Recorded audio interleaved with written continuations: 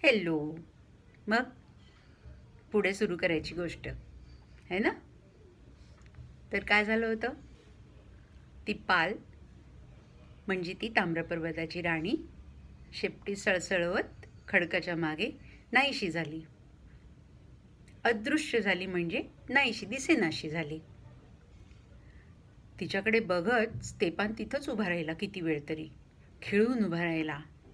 सारा आसमंत शांत शांत होता. त्याच्या घोरण्याच्या आवाजाशिवाय दुसरा कसलाच आवाज येत नव्हता. त्याने त्याला उठवलं आणि मग काही सांगितलं नाही बरं का. आणि मग मात्र ते आपल्या त्या कुरणांवर नजर टाकायला निघाले. चालत चालत गेले, चालत चालत परत आले. सगळा वेळ स्तेपानच्या डोक्यामध्ये एकच विचार, भिरभिर भिरभिर भिरभिर गिरमीट लागलेलं. काय करावं, काय करावं असलं काहीतरी त्या गलिच्छ वास मारणाऱ्या बोकडाला म्हणजे त्या दुष्ट बेलिफाला ऐकवायचं म्हणजे केवढं मोठं संकट. आणि नाही सांगितलं तरी संकट. बरं, त्या बेलिफाच्या अंगाला वास मारायचा हे तर अगदी खरं होतं. लोक तर म्हणायचे त्याच्या मनात ना काहीतरी सडतंय म्हणूनच तसा वास येतो त्याचा.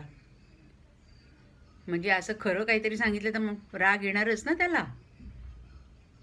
पण समजा राणीचं काम नाही केलं तर राणीला राग येईल त्याचं काय. आणि राणी तर राणी होती, तिच्यामध्ये केवढी शक्ती होती. खाणकाम करताना खणून काढलेलं सारं तांबं दगडामध्ये, दगडधोंड्यामध्ये, ब्लेंडमध्ये बदलून टाकायची शक्ती होती तिची. तसं केलं तर मग काय मरणच. पण त्याच्याही पेक्षा सगळ्यात जास्त भीती स्तेपनला वाटत होती ते त्या तरुण पोरीच्या समोर आपण मोठ्या गर्जना केल्या, बाता मारल्या आणि आता आपल्याला भीती वाटते. आणि काही खरं नाही, आता हसेलच ती आपल्याला जर नाही सांगितलं तर. त्याने डोके फुटेपर्यंत कर कर विचार केला. अखेर ठरवलं. काय करतो, ठरवायला तर पाहिजेच होतो. दुसऱ्या दिवशीच करायचं होतं ते. त्याने ठरवलं, जाऊ दे, काय होईल ते होऊन दे. आता राणीनेच हुकूम दिलाय तसंच मी करणार. करणार म्हणजे करणार. दुसऱ्या दिवशी सकाळी सगळे खाणमजूर खाणीत खाली जाणाऱ्या पिंजऱ्यापाशी उभे असताना बेलिफ आला. सगळ्यांनी नेहमीप्रमाणे नम्रपणे आपापल्या हॅट्स काढून डोक्यात घेतल्या, डोक्यातनं खाली काढल्या. त्याला मान झुकवून अभिवादन केलं, हॅलो म्हटलं. पण स्तेपानुष्को तसं काही न करता तडक बेलिफाच्या पुढ्यात जाऊन उभा टाकला. मोठं अवसान गोळा केलं होतं त्यांनी आणि सांगितलं, काल मला ताम्रपर्वताची राणी भेटली आणि तिने तुला हुकूम दिलाय. असंच म्हणाली आहे ती, गलिच्छ वास मारणाऱ्या बोकडा, क्रास्नोगोरकाच्या खाणीतून चालता हो.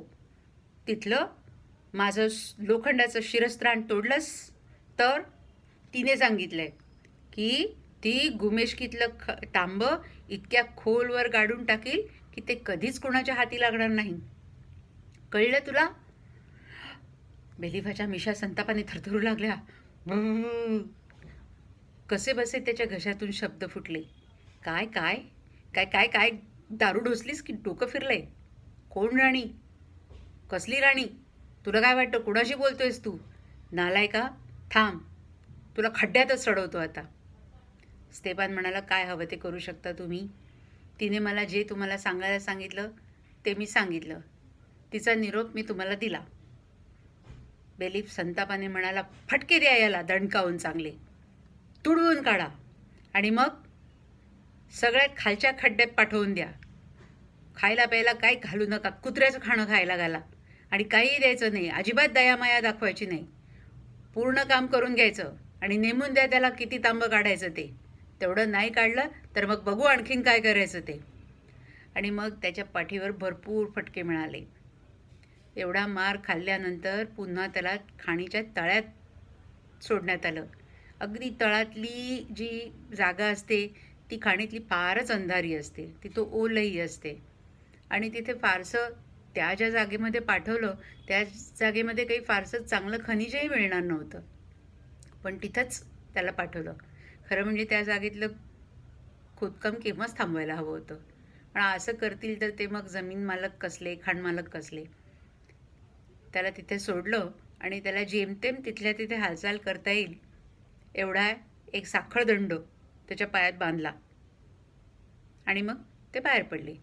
गुलामीच्या ते दिवसांमध्ये हे वरचे लोक या गुलामांना वाटेल तशा घाणघाण शिव्या घालायचे, हाल हाल करायचे. कोणी काही बोलू शकायचं नाही, कोणी विरोधही करू शकायचं नाही. त्याच्यावरचा जो मुकादम होता म्हणजे बेलिफाचा सहाय्यक, त्याने त्याला वेडावत सांगितलं, हां करा काम इथं, व्हा जरा थंड, आणि हे बघ पूर्ण नित्तळ छान सुंदर मालाकाईट खणून काढायचं. त्याने जे वजन सांगितलं मालाकाईट तिथनं निघणाऱ्या मालाकाईटचं, तेवढं मालाकाईट तिथून निघणं शक्यच नव्हतं. तशी साधं बघितलं तरी तशी अपेक्षा कोणी करू शकणार नव्हतं. पण करतो काय. मुकादम गेल्यानंतर स्तेपानने आपली छिन्नी उचलली, बघत उभा राहिला.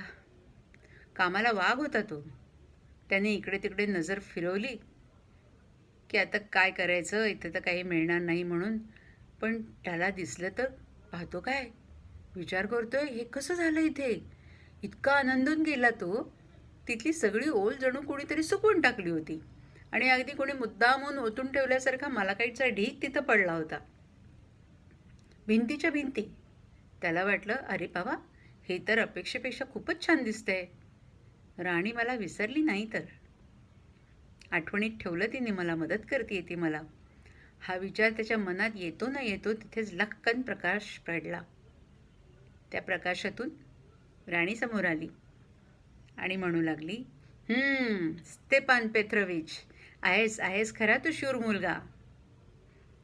अभिमान वाटत असेल तुला आणि बरोबरच आहे ते. अजिबात घाबरलं नाहीस त्या खाण्याड्या गलिच्छ बोकडाला. मस्त बोललास, छानच बोललास. ये चल, आता मी माझा शब्द पाळणार आहे. बघ मी हुंड्यात काय काय घेऊन येऊ शकते ते दाखवते तुला. पण हे बोलताना तिच्या कपाळावर मात्र आठ्या होत्या, जणू ते थोडंसं मनाविरुद्धच बोलत होती ती. तिने टाळी वाजवली. टाळी वाजताच चहूकडून पाली धावल्या. त्यांनी स्तेपानच्या पायातली साखळी सोडवून टाकली. साखळी म्हणजे जड साखळदंड पटकन सोडवून टाकला. मग राणीने त्यांना हुकूम केला की याला त्या मुकादमाने जे काही नेमून दिले मालाकाईट, त्या वजनाच्या दुप्पट मालाकाईट काढून ठेवा आणि सगळं नितळ रेशमी मालाकाईट पाहिजे. मग स्तेपानकडे वळून ती पुन्हा बोलू लागली, ये मागोमाग माझ्या भावी नवरदेवा, ये आणि माझा हुंडा काय असेल ते पाहून घे. नवरीने बरोबर नवऱ्याकडे जाताना हुंडा घेऊन जायचं, काही वस्तू, काही मौल्यवान वस्तू घेऊन जायचं ही पद्धत तिथंही होती बरं का. तर तो हुंडा पाहून घेण्यासाठी म्हणून तिने त्याला मागे बोलवलं. ते समोर उघडलेल्या वाटेने पर्वताच्या पोटात शिरली. ती पुढे चालत होती आणि स्तेपान मागे. ती जिथे जिथे वळायची तिथून वाट आपोआप खुली होत होती आणि समोर जणू जमिनीखालची प्रचंड मोठी दालनं उघडत होती. दालनं म्हणजे हॉल्स बरं का. त्या हॉल्सच्या सर्व भिंती किती रंगछटात रंगलेल्या होत्या. काही हिरव्या, काही सोनेरी, काही सोनपिवळ्या रंगाचे ठिपके असलेल्या, काहींवर तांब्याची फुलं कोरल्यासारखी दिसत होती. काही भिंती गर्द निळ्या होत्या, लापिस लाजुलीच्या भिंती. जे काही होतं ते केवळ अवर्णनीय होतं, शब्दांच्या पलीकडलं. आणि तिने घातलेल्या जग्याचा रंगही क्षणोक्षणी पालटत होता. कधी तो काचेरी दिसायचा, कधी सारेच रंग त्या जग्याच्या पृष्ठभागावर धावत. कधी वाटे तो जगा रत्नांनी जडवलेला आहे की काय. कधी तो लालसर चकाकता तांब्याचा रंग धारण करत असे आणि फिरून सळसळत्या हिरव्या रेशमासारखा दिसे. ते कितीतरी वेळ पुढे जात राहिले. अखेर ती थांबली. आता यानंतर मात्र मैलोन मैल सगळा पिवळा आणि राखाडी रंगाचा खडक असेल, पाहण्यासारखं काहीच नाही. पण आत्ता या इथे आपण क्रास्नोगोर्काच्या बरोबर खाली आहोत. गुमेशकीच्या खालोखाल हीच माझी लाडकी जागा आहे. स्तेपान पाहत होता. ते बसले होते ते दालन भव्य होतं. तिथं मांडलेली टेबल्स, खुर्च्या, छोटी स्टुलं, सारं काही शुद्ध जळाळत्या तांब्याचं होतं. मालाकाईटच्या हिरव्या भिंतींवर हिरे जडवलेले. छत होतं गडद काळपट लाल आणि त्यावर तांब्याची फुलं कोरलेली. ती म्हणाली, चल जरा इथे बसूया आणि मग बोलूया. ते बसले. मग ती मालाकाईची राणी म्हणाली, आता तू पाहिलंस की मी हुंड्यात तुला काय काय देऊ शकते? पाहिलं की. मग बोल. स्टेफन म्हटला, हां पाहिलं मी. मग मत काय आहे तुझं? माझ्याशी लग्न करणार आहेस? स्टेफानला खरं म्हणजे काय बोलावं कळेना. त्याचं लग्न त्याने आधीच ठरवून ठेवलं होतं. चांगली मुलगी होती ती, अनाथ होती. दिसण्या बिसण्याची तुलना केली तर ताम्रपर्वताच्या या राणीसमोर ती अगदी काहीच नव्हती. साधीसुधी चार चौघींसारखी मुलगी. स्टेफान कसाबसा अडखळत ततपप करत उत्तरला, "हं, हं, हं, तुझा हुंडा तर झारला शोभेचा आहे, पण मी पडलो एक साधासुधा खाणमजूर, मी काय करणार?" राणी कपाळाला आठ्या इतक्या घातल्या होत्या तिने की जणू तिच्या दोन भुवया एक झाल्या. त्याच्या आठ्यात कपाळावर ठेवूनच बोलली ती, दोस्ता, कुंपणावर बसवून मला आपली आलटून पालटून इकडची तिकडची अदलम मधलम उत्तरं देऊ नकोस. सरळ काय ते बोल. हो किंवा नाही. माझ्याशी लग्न करायचं आहे की नाही? मग स्टेफानने पुन्हा धीर गोळा केला आणि सरळच सांगून टाकलं, नाही मला शक्य होणार. मी अगोदरच कुणाला तरी वचन दिलं आहे. आता त्याला वाटलं तर ही संतापणार आणि काय करणार आपलं. पण तसं काहीच झालं नाही. खरं म्हणजे ती जराशी आनंदीच असावी. तिचा चेहरा पुन्हा एकदा सौम्य झाला, हसरा झाला आणि ती म्हणाली, भला आहेस तू स्टेपानुष्को. बेलिफाला निरोप दिलास म्हणून मी तुझी स्तुती केली, पण आता तर तुझं मला जास्तच कौतुक वाटतं. माझी संपत्ती पाहून तू हुरळला नाहीस. पाषाणाच्या राणीसाठी तू तुझ्या नस्तास्याला टाकून दिलं नाही. बरोबर माहीत होतं तिला त्याच्या ठरलेल्या नवरीचं नाव नस्तास्याच होतं. आणि आता ही तुझ्या होणाऱ्या बायकोसाठी मी छोटीशी भेट देते, असं म्हणून तिने एक मालाकाईटची कोरलेली पेटी त्याच्या हातात दिली. उघडून दाखवली तर त्या पेटीमध्ये कितीतरी दागिने होते. रत्न जडवलेले, झळाळते, अतिशय सुंदर नक्षी असलेले दागिने. अंगठ्या, कर्णभूषणं, हार, हातातली कडी, काय नाही काय, अगदी खूप श्रीमंत मुलींकडे सुद्धा नसतील असे ते दागिने होते. तो म्हटला, पण एवढी मोठी पेटी मी इथून बाहेर नेऊच नाही शकत ना. नेणार कशी? ती म्हणाली, काळजी करू नकोस, मी बघते ना, सगळं सगळं व्यवस्थित होईल. तुला मी बेलिफाच्या तावडीतून बाहेर काढते आणि नंतर तू तुझ्या बरोबर अगदी सुखासमाधानात राहशील. मात्र एक गोष्ट लक्षात ठेव, माझी आठवण वगैरे काढत नाही बसायचं. ही असेल माझी तिसरी परीक्षा.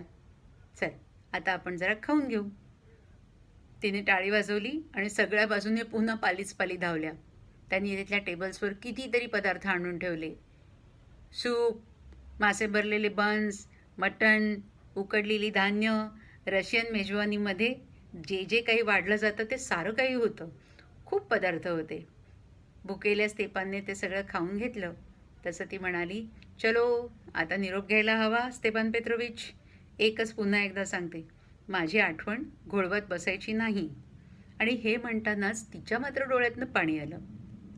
डोळ्यातनं पाणी आलं तसं तिने डोळ्याखाली आपला तळवा पसरला आणि त्यात तिच्या डोळ्यातले ते आसू टपकले. टपकून हातावर पडताच ते कठीण दाण्यांसारखे हातात खुळखुळले. ते तिने घेतले आणि त्याच्या मुठीमध्ये ठेवले. सांगितलं, कधीतरी अडीअडचणीत कामाला येतील. या रत्नांची खूप किंमत येते. खूप श्रीमंत होशील तू. तिने ती रत्न त्याच्या हातात ठेवली. ती रत्न थंडगार होती, पण तिचा हात मात्र उबदार होता आणि किंचितचा थरथरतही होता. स्टेपानने ती रत्न घेतली आणि तिला झुकून अभिवादन केलं आणि मग विचारलं, आता मी कुठं जाऊ? त्याचाही आवाज मऊ झाला होता. त्यालाही जरासं वाईट वाटत होतं. तिने समोरच्या दिशेने हात केला आणि त्याच्यासमोरच एक मार्ग उघडला. अरुंद वाट होती, पण इतका प्रकाश फाकला होता तिथे. वाऱ्याची झुळूकही होती. पुन्हा एकदा तो पर्वताच्या पोटातल्या त्या लखलखत्या खजिन्यासमोरून चालत गेला आणि मग अखेर त्याच्या पहिल्या कामाच्या जागेवर पोचला. तो तिथे पोचताच मागचा रस्ता बंद झाला. जणू काही नव्हतंच तिथे. एक पाल पळत पळत त्याच्या पायापाशी आली आणि तिने पावलात पुन्हा एकदा तो साखरदंड अडकवून टाकला आणि त्याच्या हातातली ती पेटी इतकी लहानशी झाली, काडेपेटीसारखी, की त्याने ती सहजच खिशामध्ये टाकून दिली. आता पुढची गोष्ट पुढच्या भागामध्ये. Bye bye.